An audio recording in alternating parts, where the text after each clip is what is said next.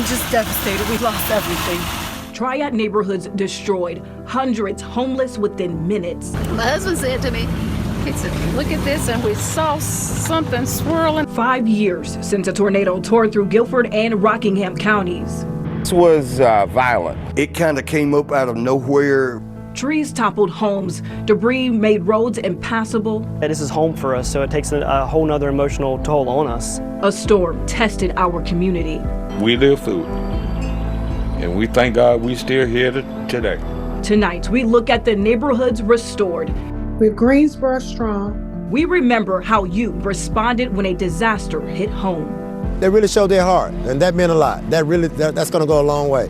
Countless hours cleaning up, a community still recovering 5 years later. WFMY News 2 at 11 starts right now. Tonight, we look back on one of the worst disasters to ever hit the Triad. A powerful tornado carved a 33-mile path of destruction in Guilford and Rockingham counties. People trapped in a catastrophe frantically called 911. WFMY News 2's Daniel Cruz talked with two of the people on the other end of the phone who spent April 15th, 2018 overwhelmed with calls. When you dial 911, someone is always there to answer the call, no matter the emergency. But on April 15, 2018, dispatchers at Guilford Metro 911 faced an evening unlike any other. An employee came to the door and was like, hey, we just got a report of a tornado touchdown on 29. So we both immediately came into the room and the phones had exploded.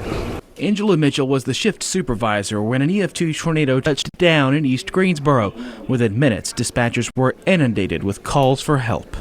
I can't get out of my house, can hear gas, trapped inside their house.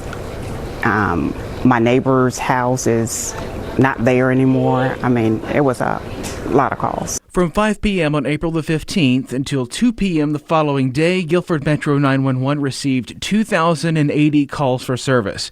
447 of those calls came within the first hour after the tornado.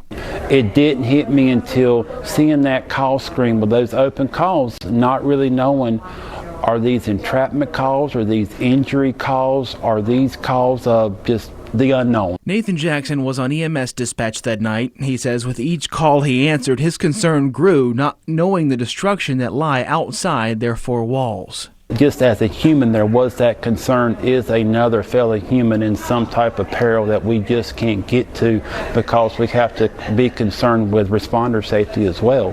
So again, just a lot of unknown. Despite all of the damage the tornado created, there were no deaths along the path of the storm and no serious injuries, thanks in part to the quick actions of those answering the call for help. There's one picture that'll forever stay in my mind as a kind of a communications-minded person. The cell tower, 408 Banner Avenue. While that address sticks in my mind, I guess it's one of those things. The cell phone tower laid over like a candy cane. And that impaired people's ability to make phone calls.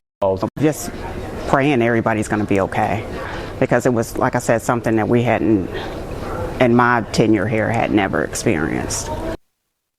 True heroes on the other end of the line. The quick reaction from those dispatchers and their mutual aid partners throughout Guilford County were a big reason why there were not any serious injuries or fatalities directly related to the tornado.